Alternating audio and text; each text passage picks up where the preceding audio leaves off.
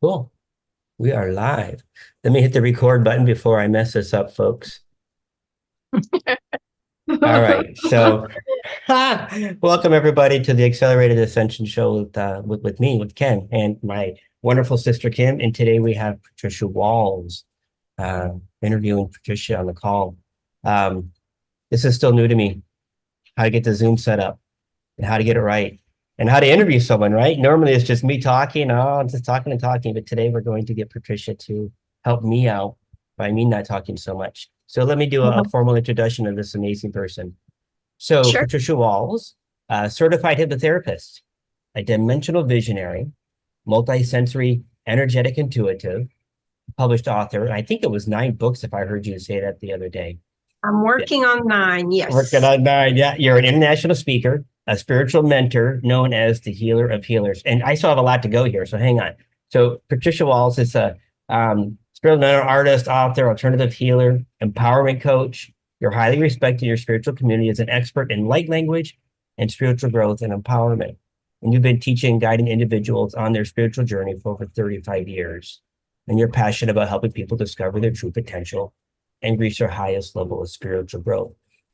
You've written several books, as we just mentioned, Light Language, Spiritual Growth and Empowerment, and you've been featured in numerous interviews, including this one, podcasts and radio shows, and you're a sought-after speaker.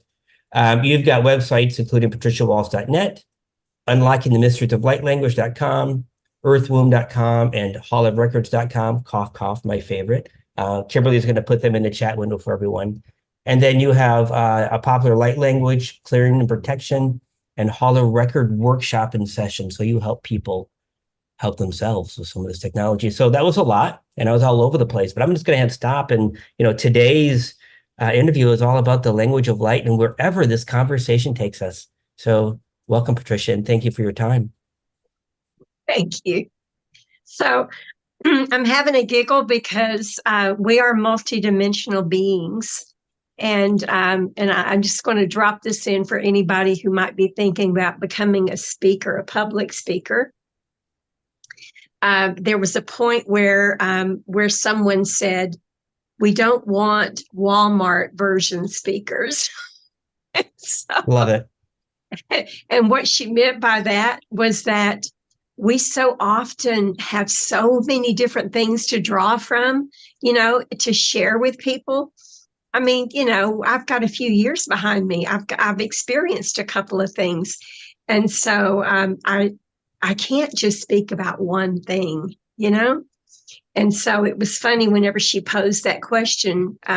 She was helping me to write my presentation to apply to be a speaker at this conference, and a particular conference.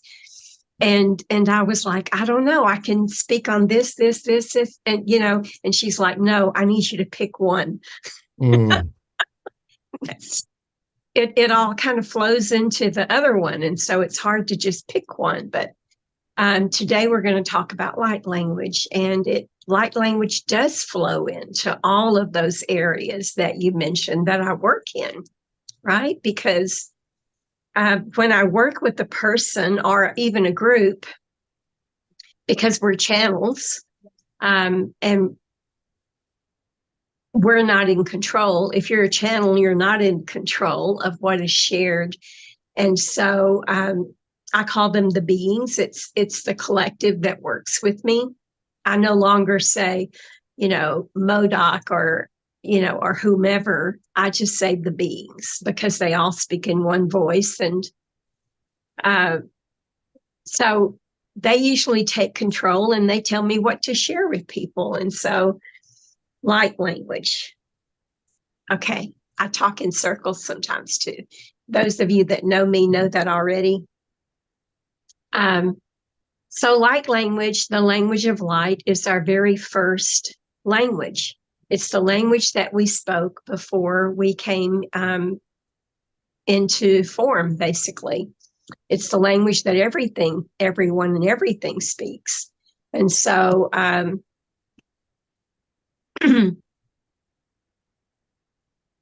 there was a story about the Tower of Babel. I keep getting these admit notices. Kim, should I even be hitting these? No, Worry Kim's about it. got those. I All right. got it.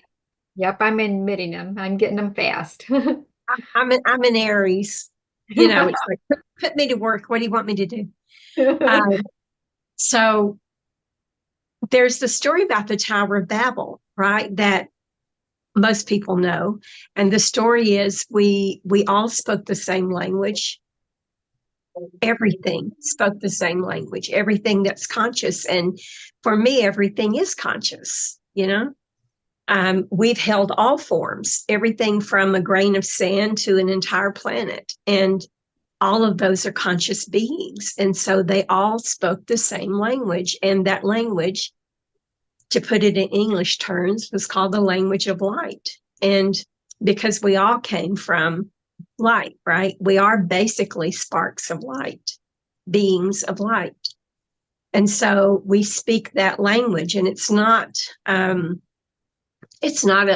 even a vocal language, but it is our language, and we transmit it in different ways. So anyway, we all went into the Tower of Babel. When we came out, there's a lot of stories about the reason why this happened, but when we came out, we were all speaking different languages. And no one understood that. We couldn't understand each other. And there's the story that there was a purpose behind that there was the purpose was division, right? And so when I learned about the language of light, probably was around 2014 or 2015, and I had heard about two women, Judy Satori and Dorian Light, and I give them the honor of calling them the grandmothers of light language, because in 2015 they were on the big stage. They're still on the big stage, by the way. They were on the big stage in front of thousands of people speaking light language. I mean, how brave was that in 2015, even, you know? And because I still get side glances sometimes, you know, they want to know, are you speaking in tongues, or, you know, what language are you speaking, or can you translate that? Well, they were doing it, you know, in 2015. So I learned about it. I couldn't really connect with it. It was interesting. But I realized, and they only talked about vocalizing the language of light, using what we later called dialects, and vowels, consonants, whatever. And I found that I was writing symbols, and a lot of you have seen symbols, and I'm looking around because my drum is on the opposite wall of my room. And I'm not going to get up. But you've probably seen this, that they look like scribbles. Some people make amazing art out of them. But I was doing that. I was drawing these symbols, these scribbles. I didn't know what they were. I've been drawing them for, you know, I don't know, more than 30 years consciously, but I didn't know what they were.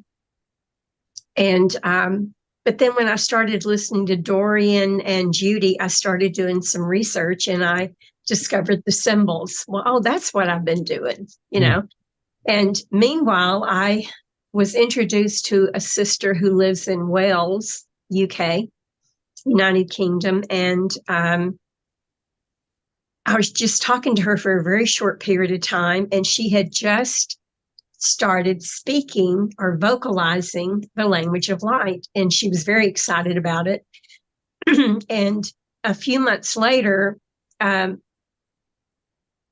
shared with her that I was coming to the UK, and me and another friend, and that this friend was also very interested in light language, and so she agreed to drive down and meet us, and she drove like 6 hours to come down and meet us.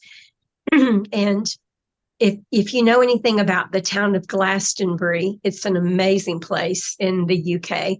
It's also called Avalon, and it is where the Chalice Well is. It's where King Arthur and Guinevere are buried, just to give you some ideas of where it may be. It's also where Merlin's Cave is, that general area, and Stonehenge. It's in that general area. And so we had rented a little cottage right there at the Chalice Well. And so we had access to the well at night after closing. It was amazing. And so after closing, we went to where the wellhead is, and decided to sit and meditate. And I asked her if she would share light language with us, hoping that my friend would, pick it up and start speaking it. I didn't even think about speaking light language. And it was interesting because my friend didn't connect with it at all. She was like, well, that didn't do anything for me. And then I felt bad. But it wasn't like, I don't know, probably less than a month when I got back in the US that I started speaking light language. I started transmitting light language, and it felt odd and it sounded odd. And I noticed that it was like I was standing outside of myself listening to it. So I knew that I was channeling. And then I started talking to some more people, and it turned out that a very dear sister who had been a spiritual sister in my community for probably 20 years had been speaking light language for 20 years. Wow. And never said anything to anybody because she felt that she might be ostracized, if that's a word. And and so she never told anybody this. Well, we decided to start sharing this with groups of people. So we had what we called a light language gallery. And I really didn't know a lot about light language at this point. I knew how I felt when I shared it. I knew the results that people were getting. And the results were, feeling lighter. Sometimes there were physical healings, but physical healings can occur at any point in your life. If you've made an agreement to experience a healing, it's just somebody gives you a key, and that's what happens. So sometimes the people had accepted the key that we were sharing, and they received a healing. And so Laura was her name. She was an amazing storyteller. And she's the first, when she knew a little bit more about the language of light, what it did, what it was for. So she was the one who would tell all the stories, and I would just sit there and smile, Like this? And but she was she still is an amazing storyteller, and she's funny as everything. And so she's the one who first told the story about the Tower of Babel. And she also told a story that she had done a transmission for this man who built robots. And he was looking for someone to be the voice of one of his robots. And she has an amazing voice. And so he agreed to make a trade with her because she was curious about the light language, whether or not it was really channeled. And she's a psychic medium, so this was nothing new to her, this phenomenon, And so, and when they're trying to come through, my throat does this. You're holding them back, huh? Just feels stripped.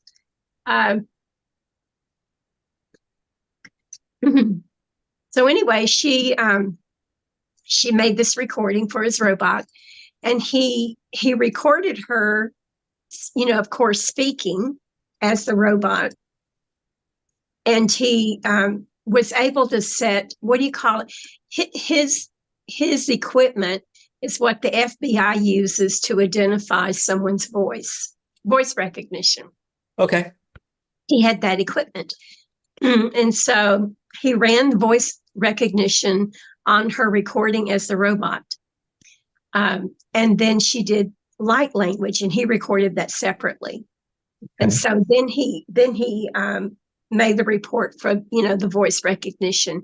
And when he compared the two, he told her, he said, if someone took you to court, they could not prove this was you speaking light language. He said the voice patterns are entirely different. Very, very cool. I can recognize that. It's cool, isn't it? Yeah. I love that kind of scientific proof.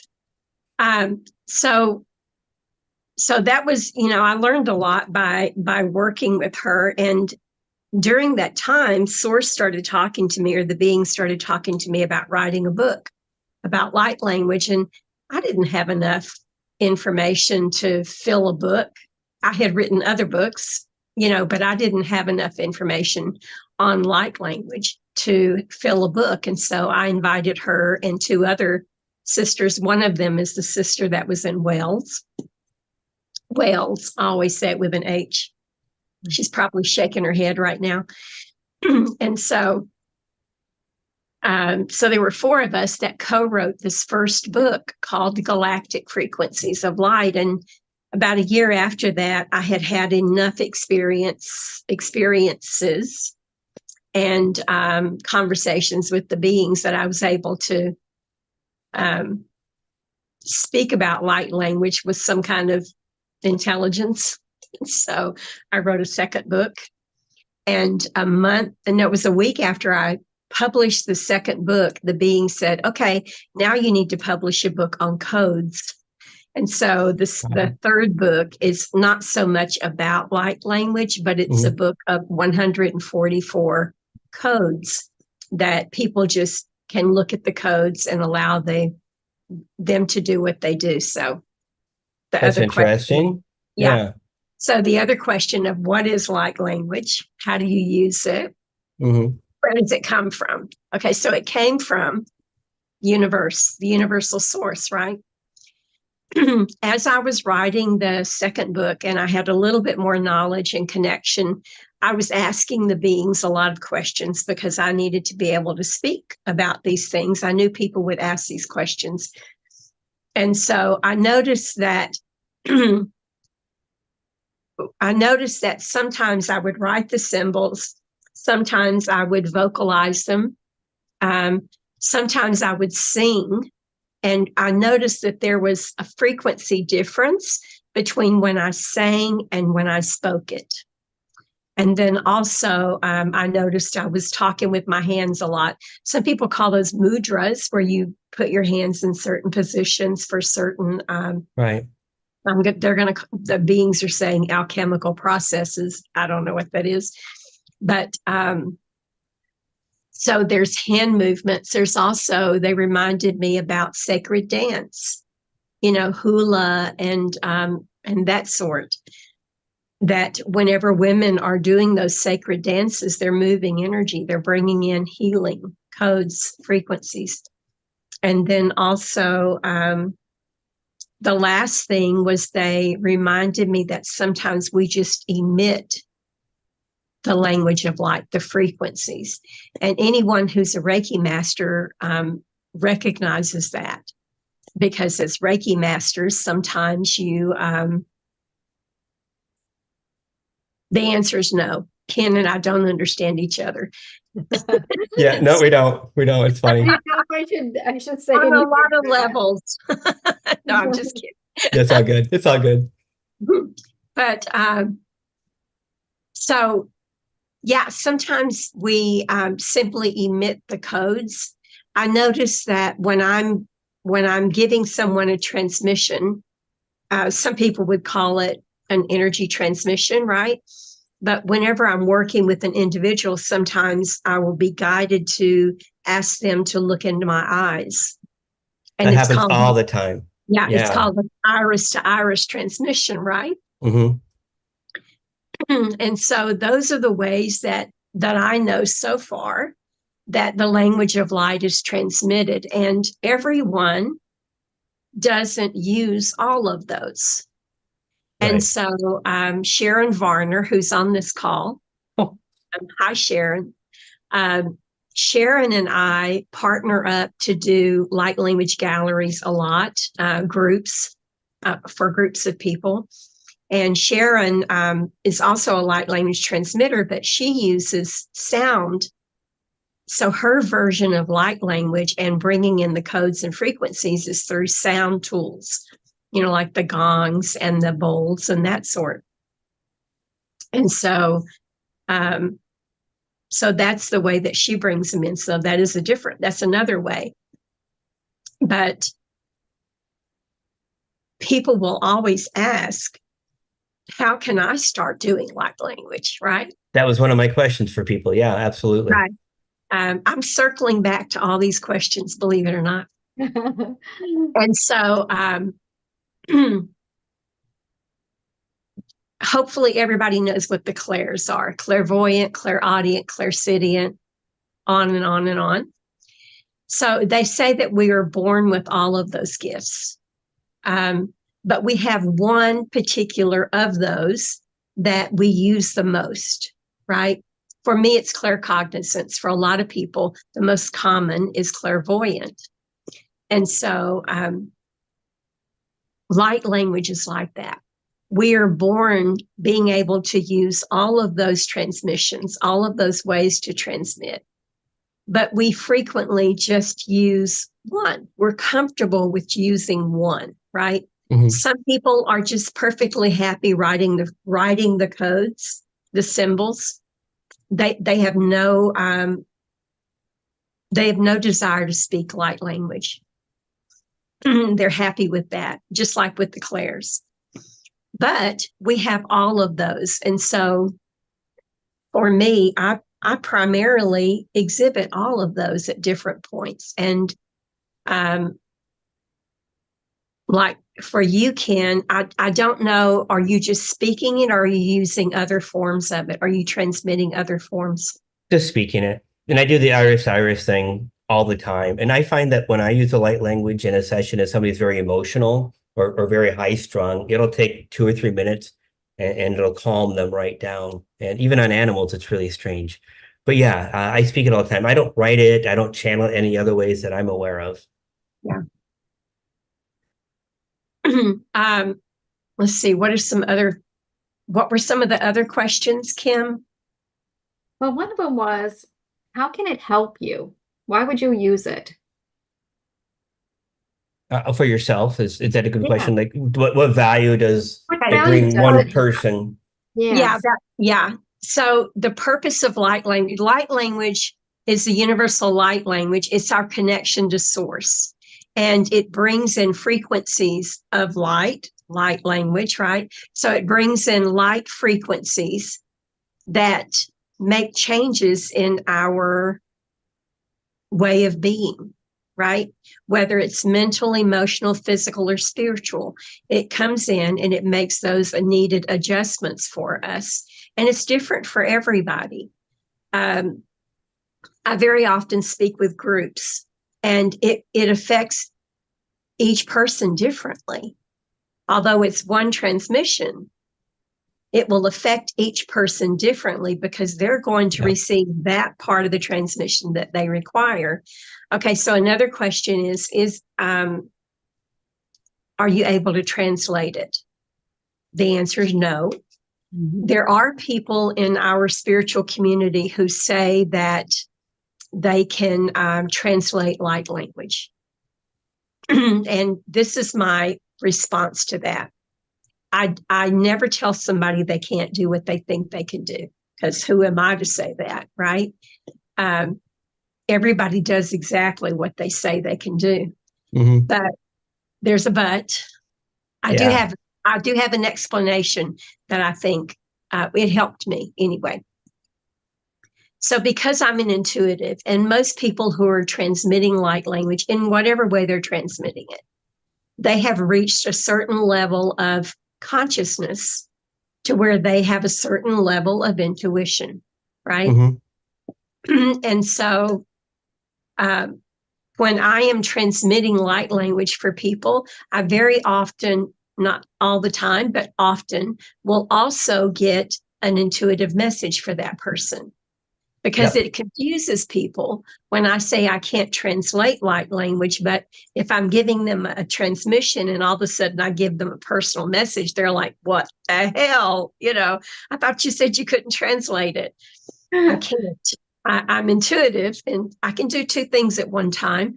And so because I can do two things at one time, I can transmute I can transmit light language and receive an intuitive message and cook all at the same time. Wow. Wow. So as you're talking, they're showing me how this actually working. They're showing me, a stream of data that's going across in front of me, right? And that individual who says they can interpret light language, they're interpreting a bit or a byte, a very pinpoint resonant frequency in that data stream that they're able to pick on, but they're not getting any of the other stuff because it's for everybody else. So it could be 1,000 bits of information and they're interpreting the one thing. And by the way, the same thing happens to me when I'm doing the one-on-one sessions and I did it, just going at it.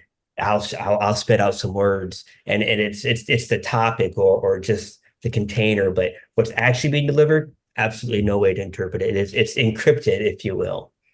That's a good way to put it. And I share this with everybody. And one of these days, I'm going to find that article again. You know how Source just sends information to you, and then you can never find it again. Yes, all day long. There was an article that came across my feed one day, and it felt like a young woman. I always call her a young woman, but what she said was that, especially with symbols and when you're speaking light language. So one click of the tongue, one vowel, right? One brush of the pen contains thousands or millions of downloads of information. So how can you put that into an English or any other language? How, like you're saying, it's bytes of information, and you can't put that in a string of even 10 words. You can't. I do like the fact that the understanding that I have now that when I walk around all day long and it just goes and goes and goes, and I often myself, why is this happening? There's no one around to hear it, and I'm obviously not writing it down, but it is bringing me closer to that central pillar, right? It's just opening up that channel and it is bringing me information. So that awareness was helpful because, I think I'm connected, right? I think they're just going to do whatever they're going to do. I don't have to speak it, but it happens all the time at random times. And I don't know what it is. You're of service, are you not? I am. Okay. So you're not just of service to human beings. You're of service to people, places, and things. Mm-hmm. Okay. We have a couple of questions here. I'm just gonna interrupt quickly. Sure. Trina says or asks, does light language have anything in common with sacred earth languages like Hebrew and Sanskrit? Any relations or relationships? Okay, that was going to be my next thing to share. Okay. Let's see. So when I was writing the second book, I had noticed that, Ken, you talk about this, the different dialects. We're going to call them dialects, right? Sure. And so you mentioned that you're up to like 600 and something, I think is what. Like 710, something like that. Something like that. Okay. I don't even try to I count. But what I've noticed is when I'm doing large groups, and I think the largest group that I've done is like 26, because I do individuals, and that would just like take me into hours if I don't cut it down to 26. But so moving from one person to the other, I'll notice I sound different. We call them dialects again, right? Mm-hmm. Sound different moving from one person to the next. And even just speaking to the all, if there's no human beings there or whatever, I'll notice that it sounds different at different times. And so I asked the beings for an explanation on that. So what they reminded me of is that we're talking about the one source language that was splintered off into different languages. So each language is an aspect, a portion of the one source language. Wow. Hebrew is a portion of the one source language, as is Palladian, Syrian, Italian, English, Chinese. Okay. The earth languages, the animal languages, the tree languages, they're all one portion of the one source language. And what they explained to me was that as dense bodies, all of us in dense bodies, we cannot hold the frequency of the one source language. It would blow us, right? Gotcha. We would explode. We cannot hold that much frequency.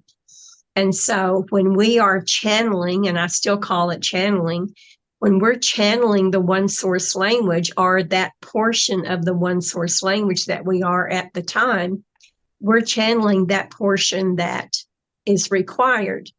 And so what that brings to mind is that some people will say at different times, you sound Chinese, or you sound African, or you sound Native American, or you sound Palladian.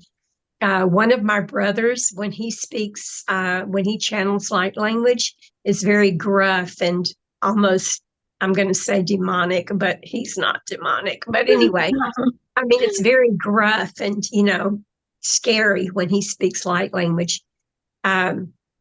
So we would say maybe dragon, right? So he's speaking the dragon portion of the light language.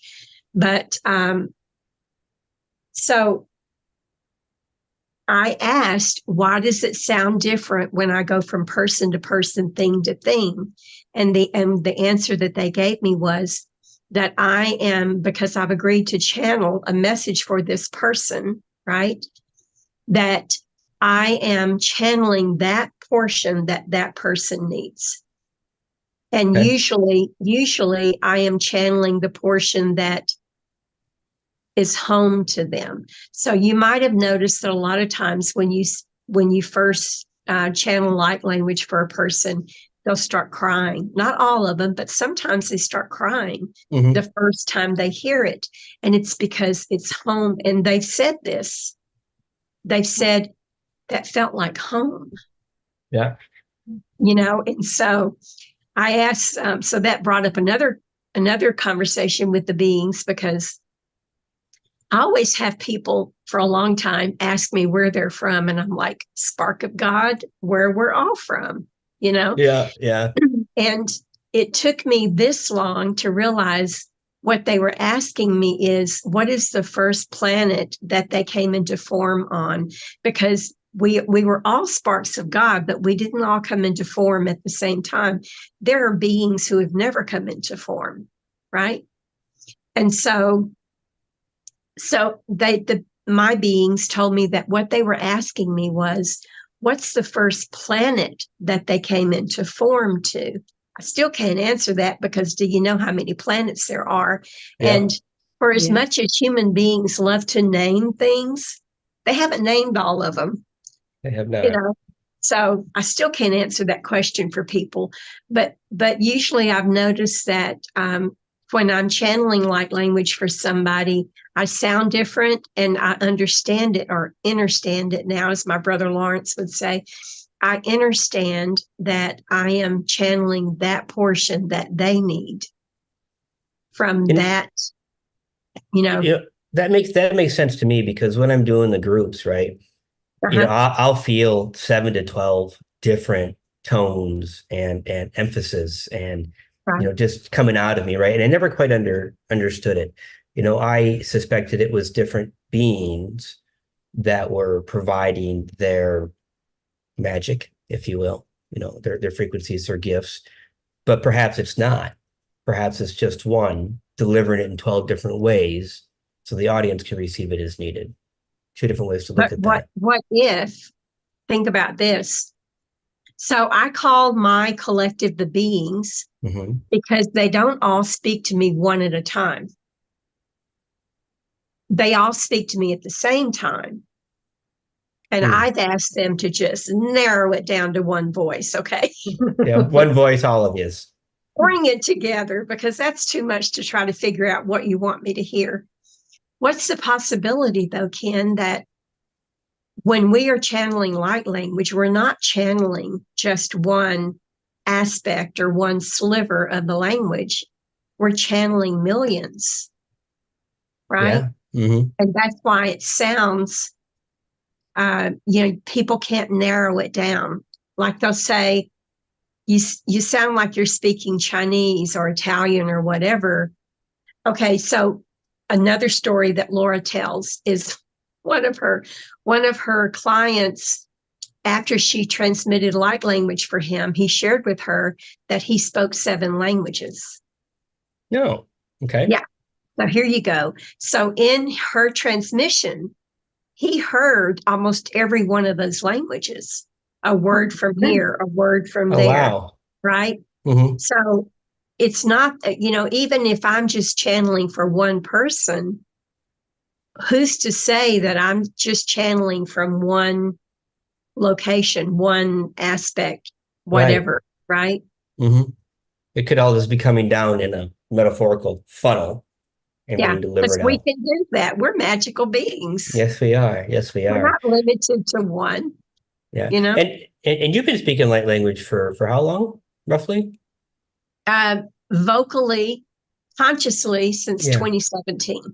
Yeah, I'm about 2.5 years into it now when I get stronger. There is some light language when I was doing entity removals where it would actually come like a really deep bass out of the center of my chest. And it was like I was grunting as I'm speaking to these beings. And I Right. wasn't, angry or anything. It was just the way that they were able to interpret whatever I was trying to convey to them. And that was very, very weird when that happened. Like, wow, that's different. That's way different. But yeah. So that's interesting, because Yeah, that brings us to another question. okay. Trish asked, Ken, did you speak light language before you met Patricia?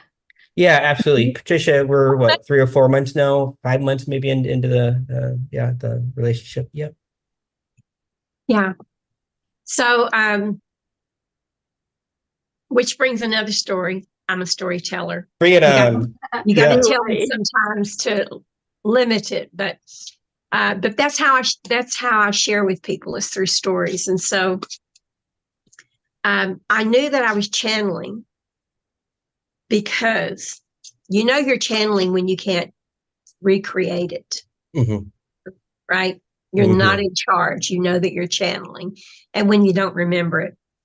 And so, when very early on, probably around 2018 or something like that, I had been outside late at night talking to the stars, and this language started coming out, something like you mentioned, very deep, very methodical, very slow, not at all what I would normally do.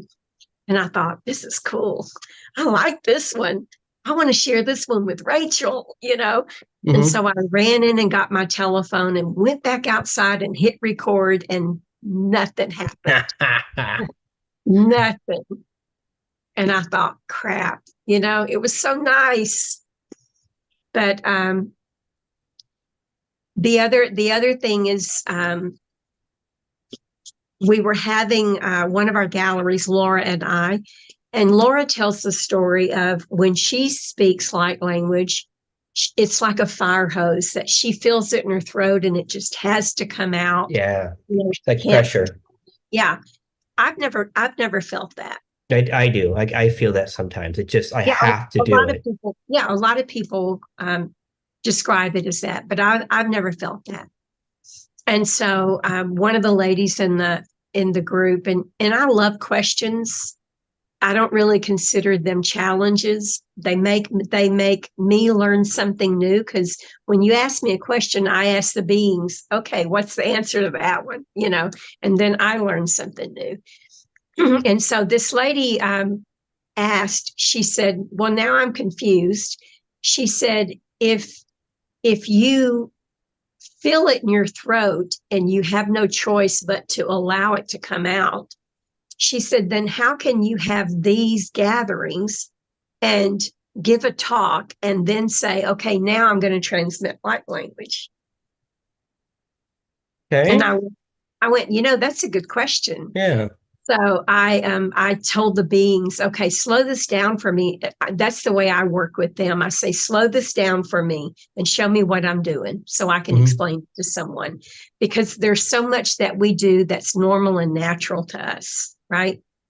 And so they slowed it down. And what I saw was that I literally take my little Patricia and set her over here, my ego.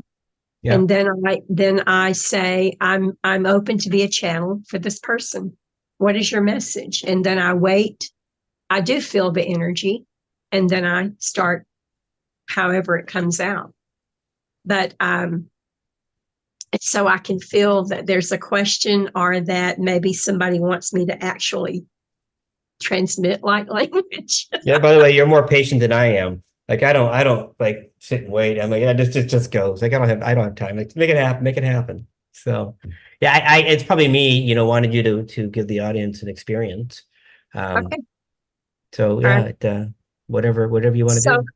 So what I like to tell everybody is to relax, receive, and release, because a lot of times when you're receiving light language, you get thoughts or images or feelings, even body sensations.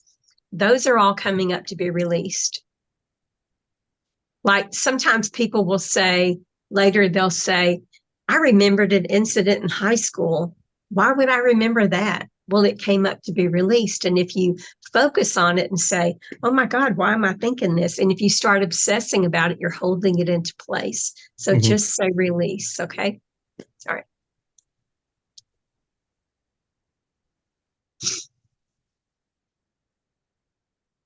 Me ahanta yele oshte akai.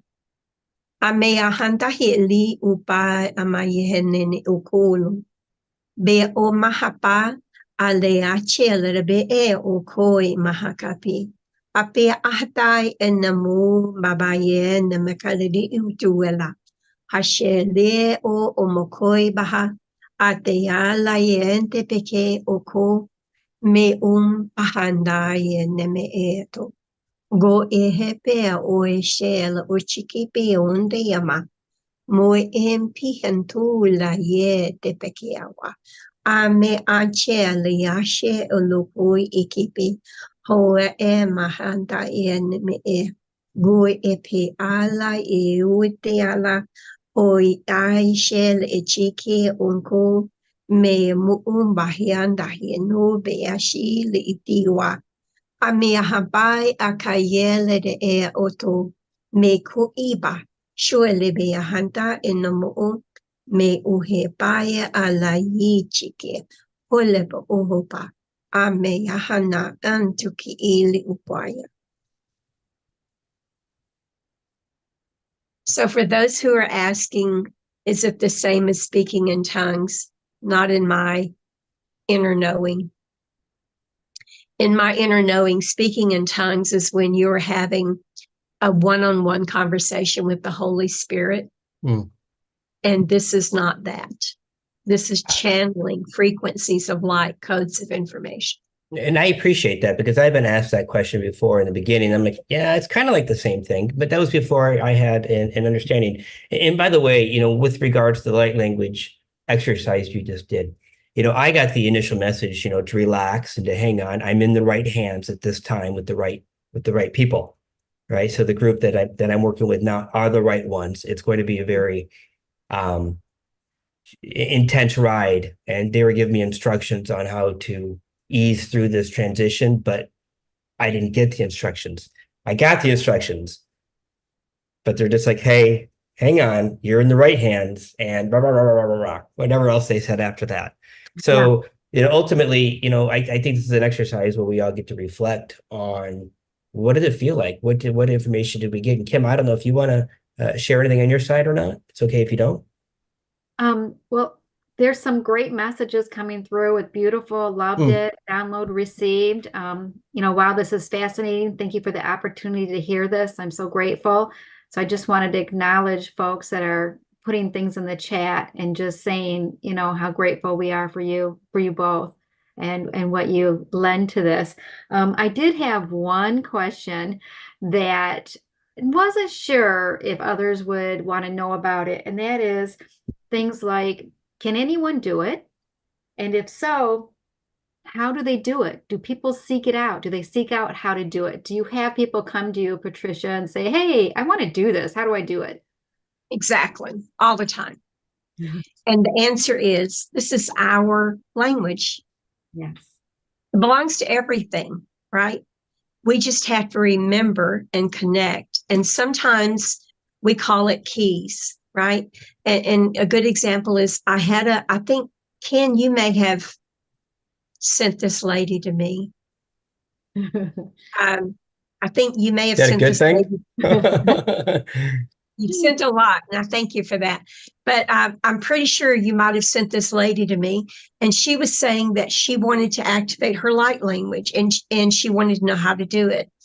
And what I would normally tell her, the being said, "Nuh-uh, this is the answer to that one." Okay. And so the answer was that we have keys that we have agreed, part of our blueprint, right?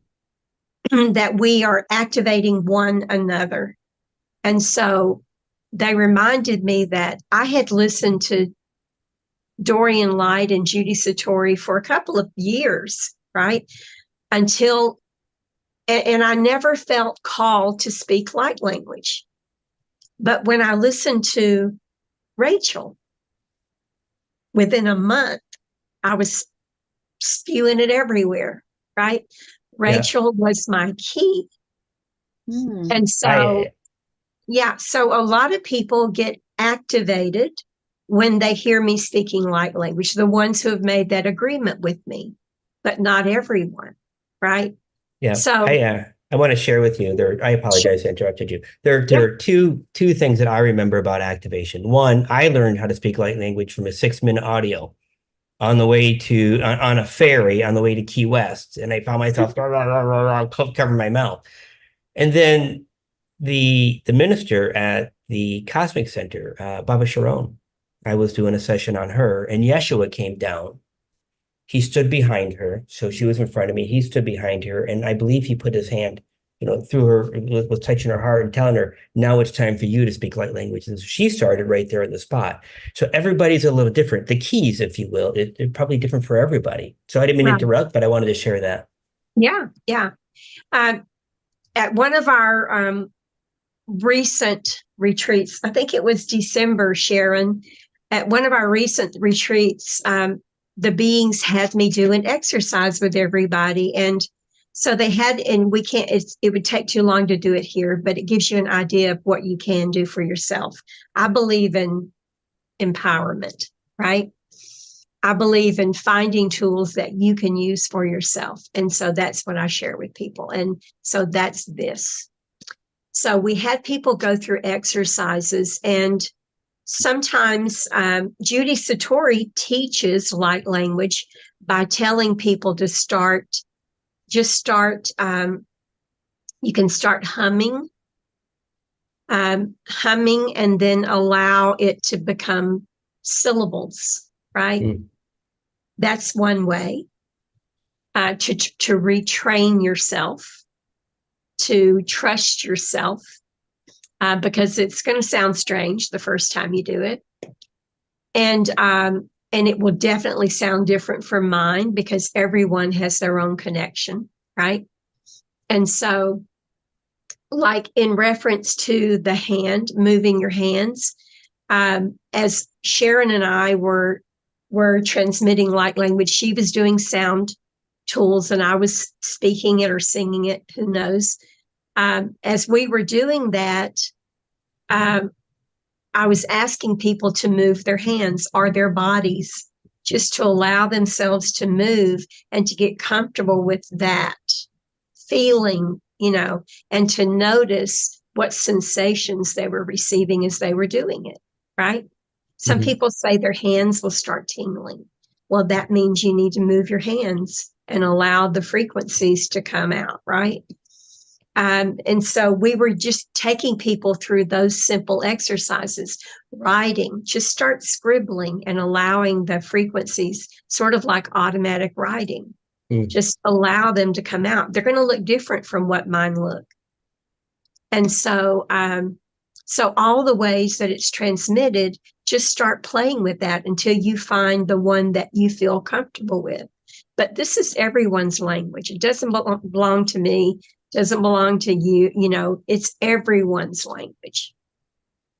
Thank you for that. Yeah. And the more that we use it, the more that we connect with it, not only are we expanding our consciousness and our connection to the one source, we are also becoming of service, because when you transmit or channel light language, you're not doing it just for yourself. You're doing it in service to everything. And so the more people that come online with this, the better off we'll all be. Very nice. Very nice. So if someone's seeking their key, what would you suggest they do? What I just described. Yes. Listen to as many people speaking light language as you can.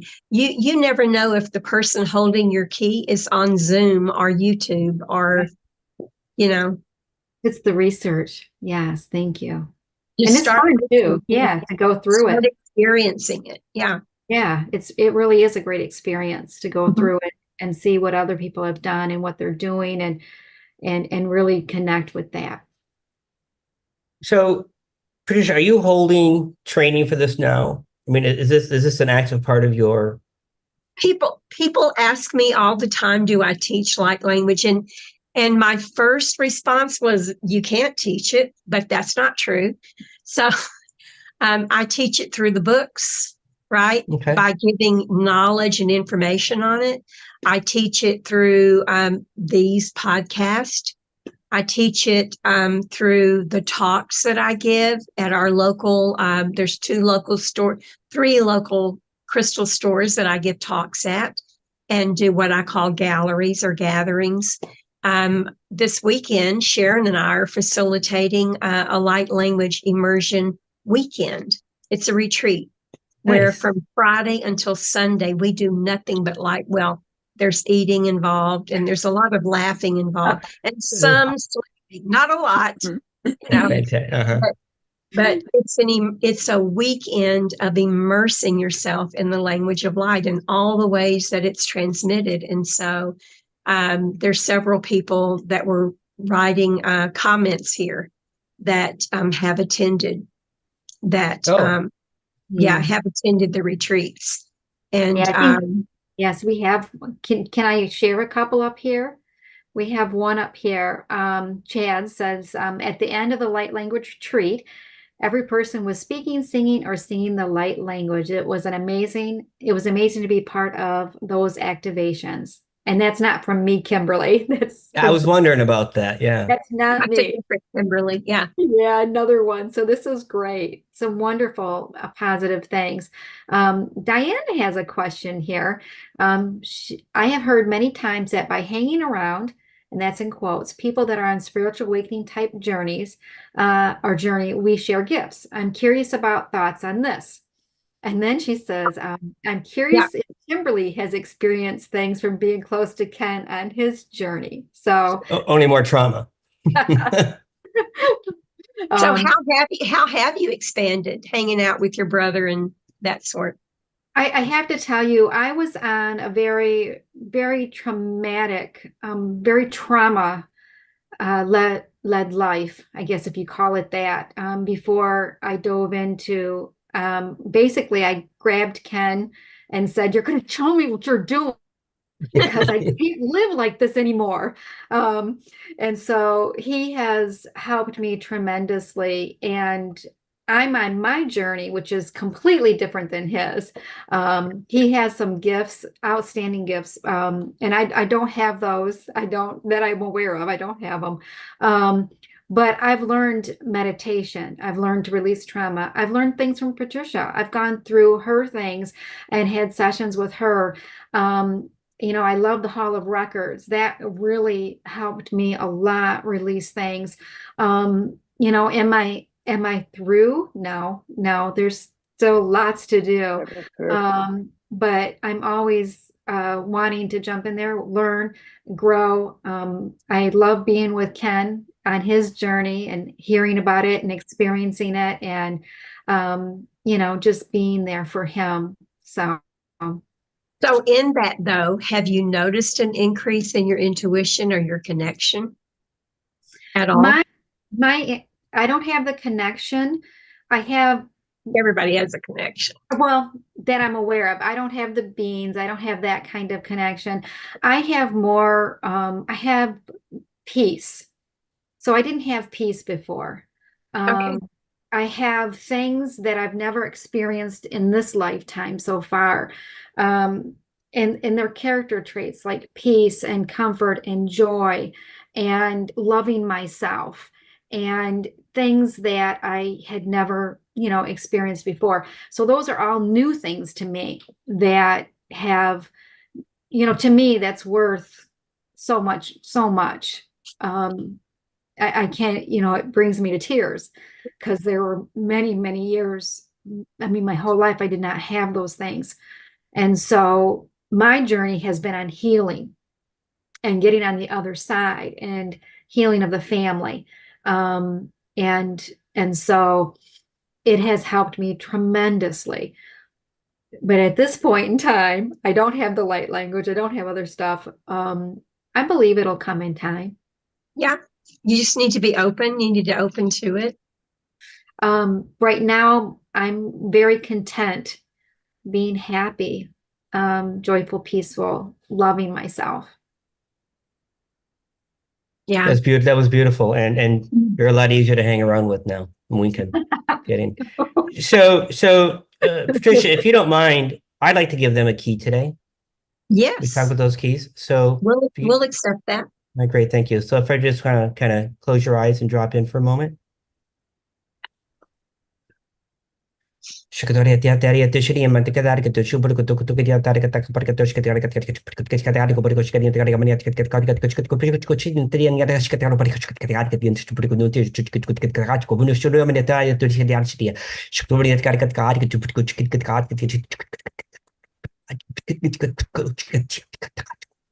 Niatare niatare tu chudu tu kubo tu niata adi seriati tu chukodia mianonia ma ali ni tuska abadi ati historia to ati achikari kubo ati ni da achi gomushki ni ati achka tu chukuru ku di karach kudu ki kat ni chukudum chukadi achki ati chiri ata chukadu kudu ta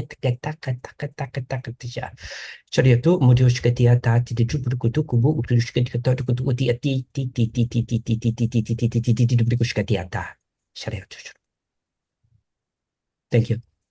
Thank you. So I was like shaking when I was doing that and just all the energy flowing through my system. So I love it when that happens.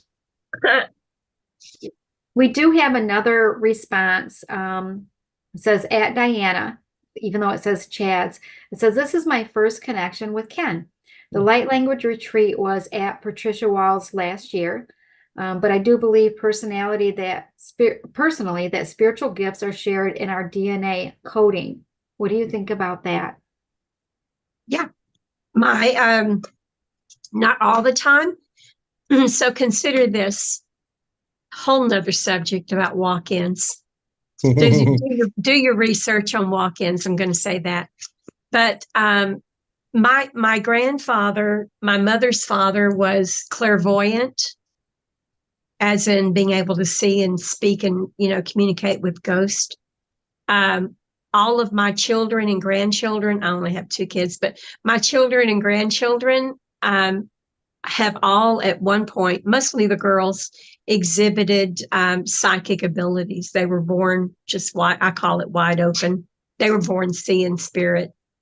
And so I think it is genetically passed down through the genetics, but also there are people who have, you've heard it, the near-death experiences where all of a sudden they're wide open and it has nothing to do with their genetics, right?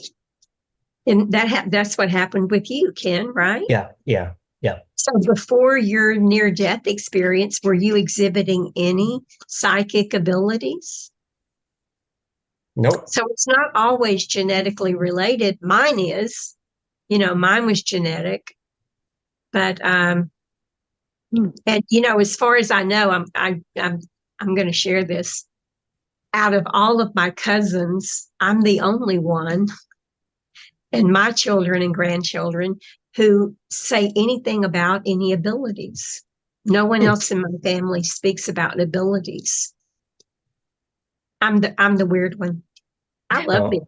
I'll take it all day long. Yeah. I enjoy being the weird one. So I haven't, there's another question. Okay. And this one may not be for here, but I would love it, Ken, if you had her come back. And that is the question from Terry Peters. What is the Hall of Records? I love the Hall of Records. I have a book, Terry, on Amazon, Hall of Records. And you can probably get the Kindle for free. But the Hall of Records is it's a place really inside of us where we hold. Oh, you're muted.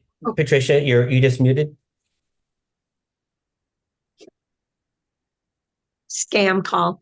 All of our soul history, past, present, future, right? All of our ancestors, all of our contracts, agreements, promises, blood oaths, commitments, different from the Akashic records.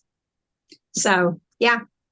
I have a book that I wrote on it. Also, I do sessions on it, and also I do classes on it now. I've certified 4 practitioners, of which Lainey is one. Lainey is here on the call.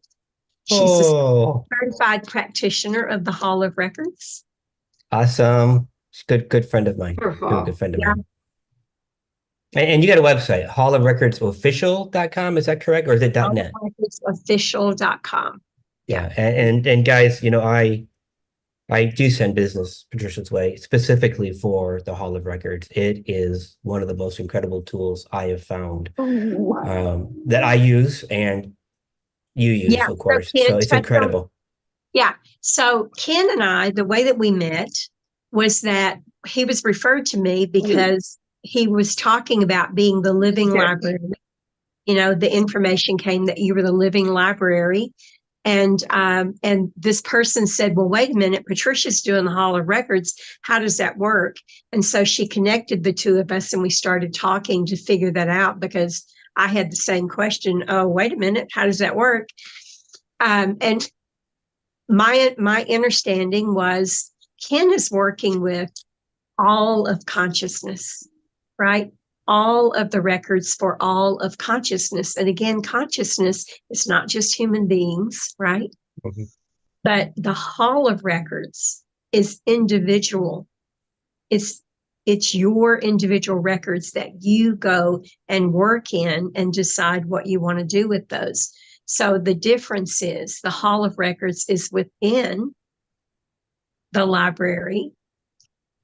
It's the individual portion of that. What I like about it the most is that people who are on their own journey, they're always talking about, I've got to do the work. I've got to do the work. And it's hard.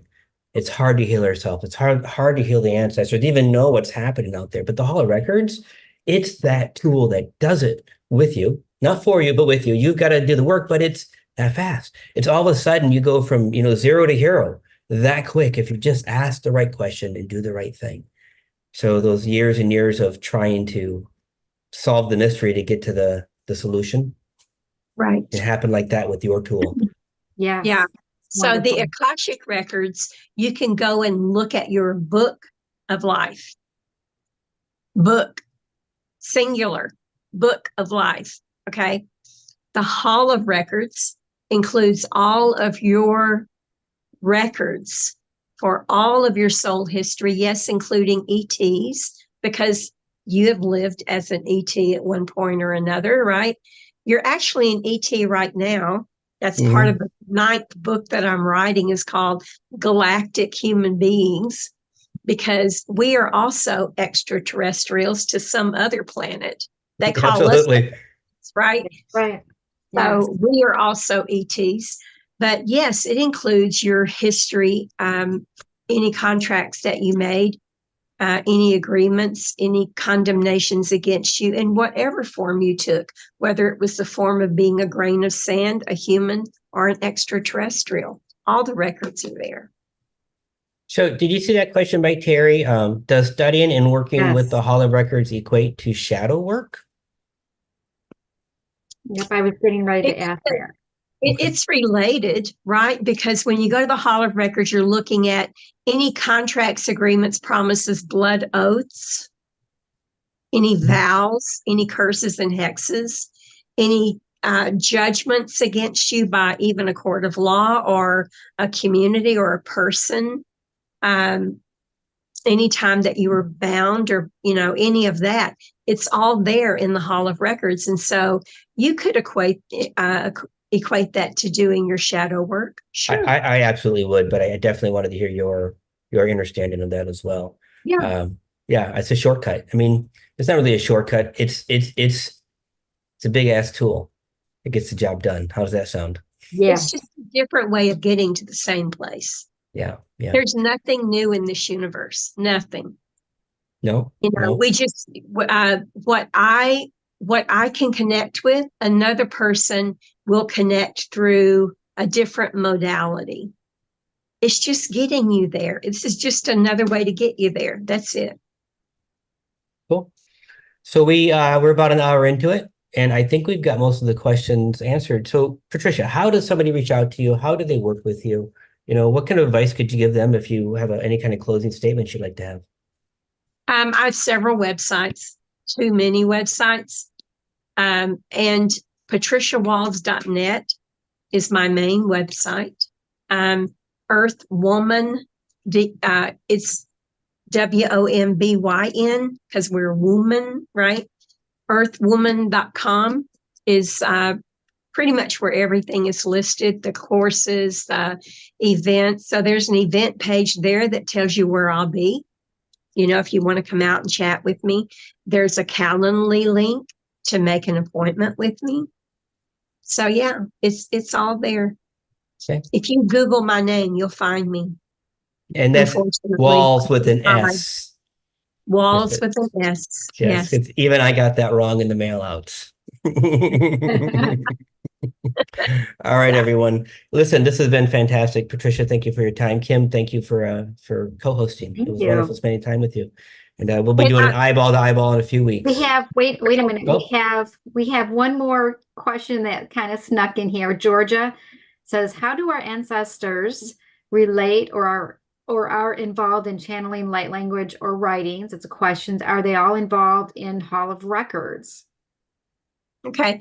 Again, your Hall of Records includes all of your records, 950 billion years, plus all of your ancestors.